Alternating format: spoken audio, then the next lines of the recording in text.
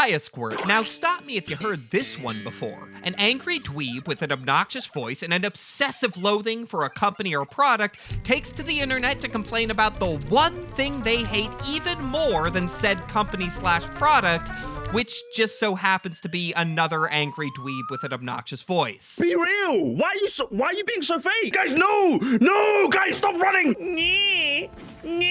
What a bunch of losers, am I right?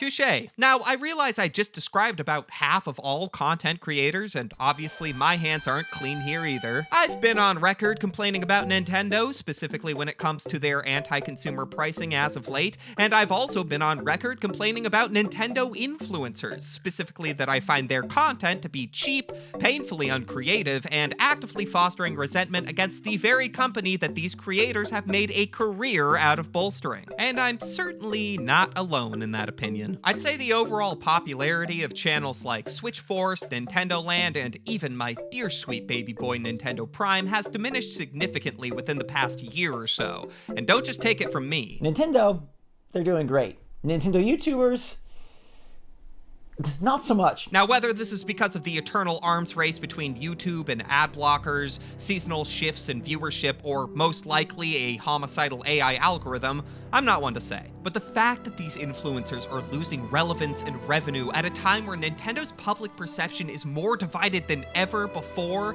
doesn't seem like a coincidence. And it's really only left me with one overarching question, which is, wait, what revenue? Are you guys trying to tell me you can make money off this website? It has also left me with another question. Does this mean the end of Nintendo influencers? Does this mean that we as a society have finally moved on from this lazy, exploitative content that pumps out 20+ minute runtimes only to say something that could be summed up in 30 seconds? Does this mean that these videos are now being seen as what they truly are, a waste of time, energy, and attention, and are finally being dismantled by the very fan base that once held them up?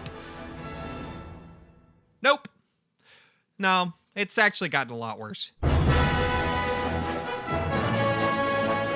Nintendo hate YouTubers have seen an enormous rise in popularity as of late. Creators who have made their entire online identity based off one company's ultimate success or failure.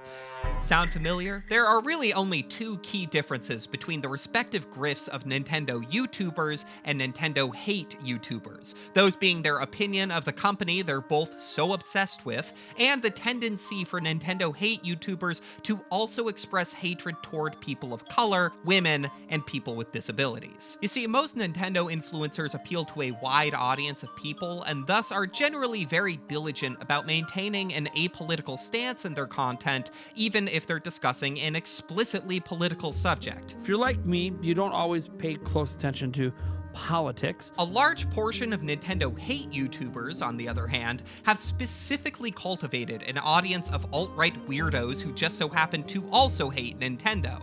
So in this video, I want to show you just how large that overlap is and theorize as to why it exists in the first place. But before we get into that, let's talk about grifting, alright? Because it's kind of turned into this bipartisan insult that everyone is hurtling every which way. It's kind of like Democrats and Republicans calling each other out for their ties to Epstein. Like, guys, calm down. You're all pedophiles, okay? I don't care what the dictionary definition is. By my metric, if you make content that exploits people's emotions surrounding trending sentiments for the sole purpose of capitalizing off that trend, you are grifting. You have lost credibility. You are steering into one angle because you found it to be the most lucrative stance to have, not because it's what you actively believe. Now, in case it wasn't clear, my grifting accusations swing both ways, just like me, baby.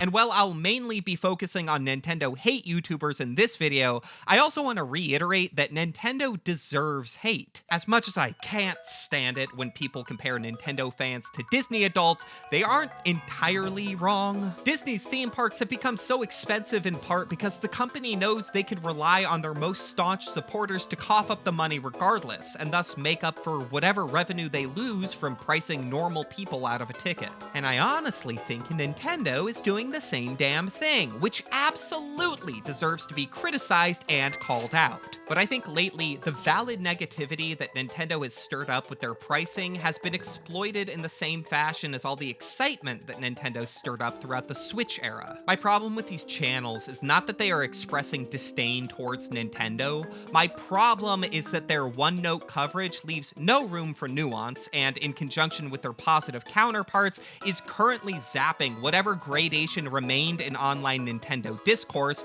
which is being pushed further and further to extremes as a result. That, and I also think it's a little weird how many of these guys are white nationalists. Devin, otherwise known as Lord Frogmire, is a newcomer to YouTube who has amassed millions of views making Nintendo hate content, despite being active on this website for even less time than I have. And listen, fucko, before you call me jealous and tell me to go cry about it, let me just say that, yeah, I am jealous.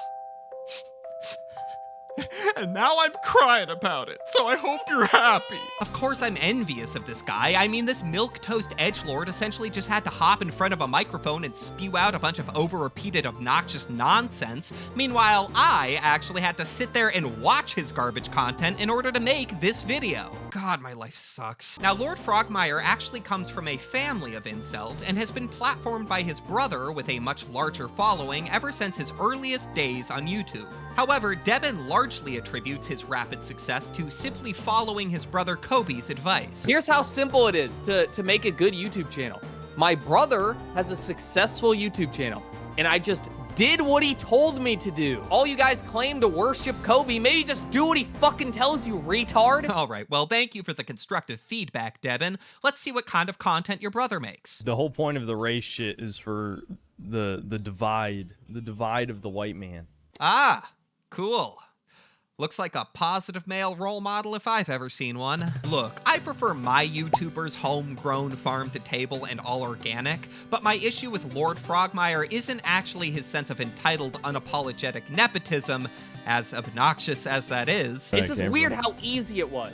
Doesn't it make you sad? Because it should. Man, I really wish I just made bad videos and had like 30 subs. Wouldn't that be way cooler? The issue I have with Lord Frogmire is that his entire online identity lives in the shadow of his neo-Nazi brother, who has not only shaped his content, but also his opinions. There's very little distinction between these two creators. If you've been unlucky enough to watch one of their videos, you've seen them all. However, Frogmire's opinion on Donkey Kong Bonanza was uncharacteristically favorable, with him even going so far as to say, "It's great. The game's great. Honestly, I wish I could tell you it's bad. I wish I could tell you you didn't have to spend $450 for a piece of shit and then another $70 for the game, but it really might be worth it this time." Cut to a week later when Kobe, aka Synthetic Man, drops his review calling Bonanza mid, and all of a sudden Lord Frogmire's opinion of the game seemingly becomes much more tepid. Bonanza, while good, is the type of game I never want to see again. I definitely wouldn't buy a Switch 2 for this game. In fact, I didn't. I played my brother's copy. Frogmire has also implied his admiration for Claire Obscure and how it stands out from other modern releases because it was made by a small team with real artistic intent. I don't think it's a coincidence that the greatest games were made with teams under 50, and that includes the modern day. But once again, his opinion changes after him and his brother dropped two nearly identical videos one day apart from each other that both essentially say the same thing. But it's a good game. That's what I always hear. It's a good game, though. I don't believe you. So this all begs the question of what exactly Synthetic Man's advice was to his younger brother. You know, it's just a coincidence. I listened to the successful YouTuber and then had a 1 million view video in the first month of making videos. Just a coincidence. What did he tell Lord Frogmire to do besides, don't come to school tomorrow? Was his advice to make the most obnoxious thumbnails known to man using exclusively impact font? Or maybe just to use the N-word more often? You're supposed to say the N-word in a video, hard R. Why didn't you do that? I've never been that kind of edgy. I've been the bully specific. But you and Thomas have said the N-word though. What are you talking about? Oh, you mean, yeah, but it's to hurt people's feelings intentionally. So Oh, I see what you if mean. I'm being nice to people, Yeah. Look, Devin clearly took a lot of his opinions and aesthetic choices out of his brother's book, but if I had to guess, the real advice that Synthetic Man gave him when it came to the overall ethos of the Lord Frogmire channel was to make exclusively rage bait. And the effectiveness of rage bait has not been lost on me, okay? I know when a channel is relying on a title or thumbnail to get me angry enough to click on their shitty video. I'm not stupid. Well, okay, I am stupid, but I'm not stupid enough to have not baited myself. In fact, this is one of my most viewed videos to date, which is fantastic, but it's also a little depressing. It's devastating when you put all that work in and almost, nobody watches it. And then you do some little rinky-dink video that you don't really think about, and it just destroys the views you got on that video that took forever. The relative success of what was essentially a 2-minute shitpost proved to me that the algorithm doesn't know what to do with nuance, and it's much easier to market content that fits neatly into extremes. And with a game like, say, Metroid Prime 4, for me, that kind of content came easily without sacrificing authenticity because I had extreme feelings towards that game, as did Lord Frogmire. But if your core objective is to solely make edgy, incendiary rage bait, guess what? You lose your credibility.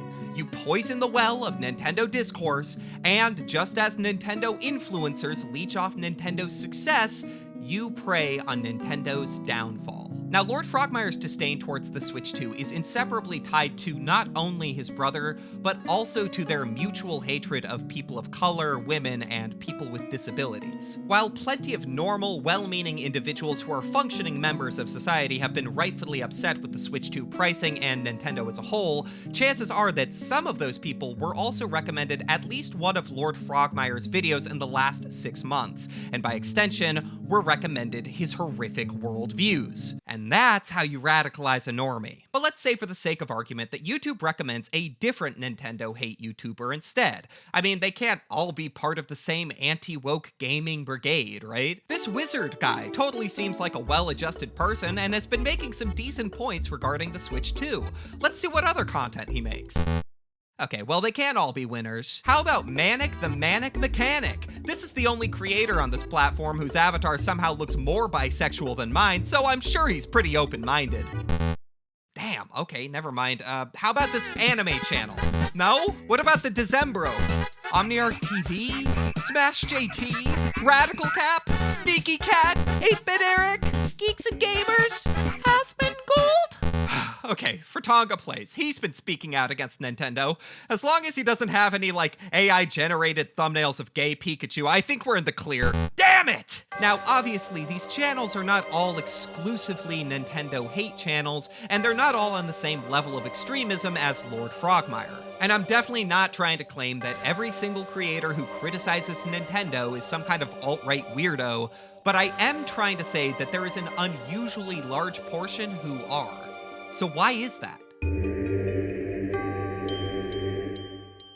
To answer this question, let's take a reverse look at Nintendo's anti-woke White Knight, a Nintendo influencer who never quite went on to witness the same level of success as his contemporaries. Harman Smith has made thousands of videos pontificating pro-corporate Nintendo think pieces. Zoomers, the people who are begging for free healthcare and to be taken care of by the government are also demanding that they should be able to get video games for free because you're such a loyal customer. Yeah, you're such a loyal customer that you won't even pay $70 for Super Mario Galaxy 1 and 2. I like to call them think pieces because his videos make me think about buying a piece and putting it in my mouth. He's prone to uploading multiple times a day, even when there's no Nintendo news to talk about. And that's because Harman's definition of brand loyalty is extreme, to say the least.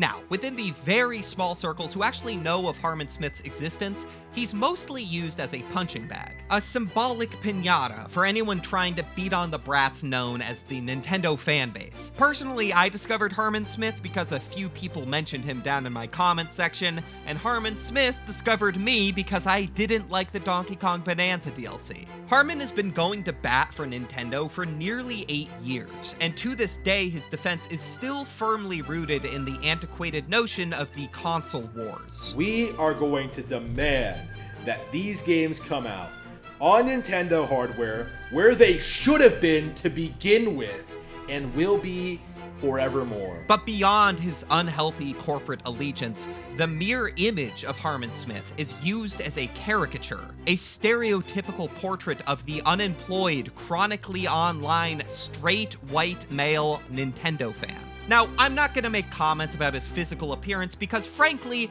who the fuck am I to judge? Look at me, I'm a bisexual monkey! But I will highlight the image that Harman Smith cultivates through his content and the aspects of his online presence that are within his control, such as his blatant misogyny, racism, and transphobia. Now, what's interesting about these aspects of Harman's personality is that the people who watch his videos don't seem to have much of an issue with it, regardless of whether they like him or not. You can see this in most of his comment sections, which typically either consist of people agreeing with Harman or people making fun of his appearance and criticizing him for being a quote Nintendo shill. Even going through all the various Harman Smith critiques I've seen from other creators, it was genuinely difficult to find anyone calling him out for his racist or sexist remarks. Why are the cops after us so much? Maybe it's because you're committing so many crimes. Or his weird fetishization of Japanese culture and East Asian women. Asian women are a lot more attractive than white women. Gross. Just take this video from Magic Mush, a much larger creator than Harman Smith, who featured him in his content to capitalize off the surge of Nintendo hate. Now, I'm not saying that larger creators shouldn't be allowed to criticize smaller ones, and Harman Smith is plenty deserving of criticism. But I do think that if you have a larger platform, you should take extra precaution to ensure your critique is actually productive and not just punching down for the sake of content. But while Mush is quick to make fun of Harman's physical appearance and his undying support for Nintendo, this man is a walking stereotype.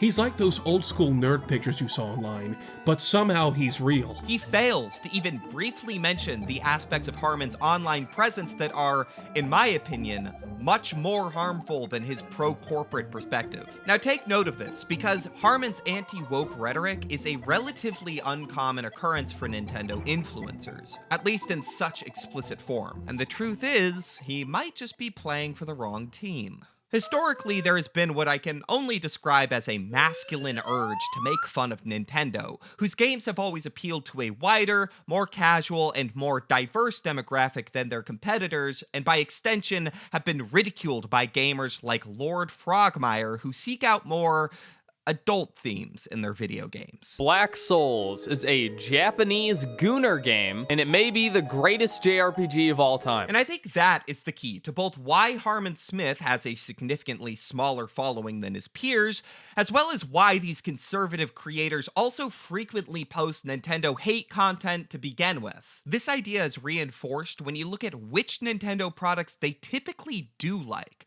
specifically anything made by Masahiro Sakurai, the creator of Super Smash Bros. This subject is probably worth its own separate deep dive, but for whatever reason, Super Smash Bros. Has always been widely accepted by the hardcore male gamer demographic, even those who typically don't like Nintendo games. This is due in part to a combination of Sakurai's cult of personality, as well as the game's highly competitive nature and mechanical depth, which has established it as a legitimate fighting game in contrast to the rest of Nintendo's more casual and widely accessible catalog. That's also why you'll often see Nintendo hate channels like Lord Frogmire praising games like Kirby Air Riders, because despite it just being a fantastic video game all around, it too fits within the canon of Sakurai's gamer cult and juxtaposes the controversial and widely accessible Mario Kart world made for normies. These types of hate creators might have legitimate grievances with Nintendo's business practices, but I can't help but feel that their anger is actually rooted in a deep loathing of Nintendo's fan base. And I'm not just talking about the toxic Nintendo fan base that sends out death threats to content creators who are slightly critical of their favorite company. I'm talking about targeted rage towards the prominent autistic community that plays Pokemon, or the large queer community who plays Animal Crossing in Tomodachi Life. And as it so often does, this kind of hatred likely stems from a deep self-loathing, because the truth is, whether they like it or not, most Nintendo hate YouTubers are not so secretly members of this fandom themselves.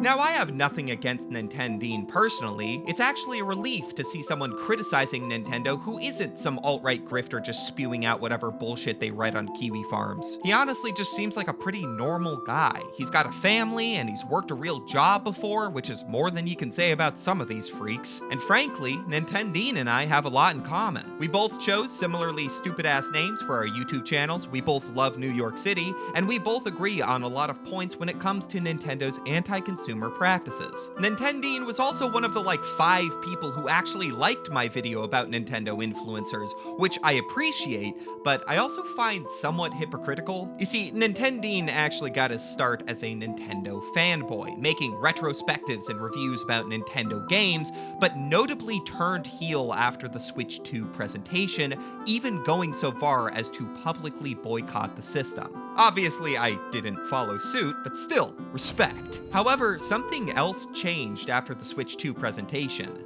Nintendeen's view counts. This guy even points it out in his own video about Nintendeen. I guess back then, that's when Nintendeen was making retrospectives that nobody was watching. I mean, let's just be honest. And it's true, because since the launch of the Switch 2, Nintendeen has exclusively focused on making negative videos about Nintendo, which has led to him being the subject of some recent controversy. Even a fellow Nintendo hate YouTuber made his own video criticizing Nintendeen, which pretty much just consists of 18 insufferable minutes of the pot calling the kettle black, except in this case, the pot also hates fucking pronouns! My favorite part of this video is when Manic claims he's punching down on a smaller YouTube channel. There's a dime a dozen of very shitty reviews out there, and I would see no reason to punch down on a small channel. Which is hilarious because Nintendeen has almost 15,000 subscribers more than he does. But regardless of the nauseating hypocrisy in this video, I do think Manic manages to bring up one good point against Nintendeen. He loves to call out the behaviors of other YouTubers simply just because they're excited for a video game,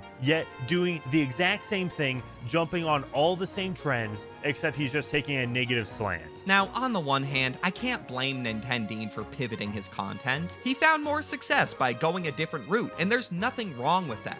But on the other hand, dude, if everything is negative every single day, no matter what, it kind of dilutes the impact when Nintendo does something legitimately shitty. Honestly, are you actually mad about Tomodachi Life costing $60? Or was there just nothing else to report on that day and you needed a negative slant for your coverage? RGT85, Switch Force, Nintendo Land, Nintendo Prime, all of these influencers that you rightfully criticize did the same exact thing by exploiting the excitement during the Switch era.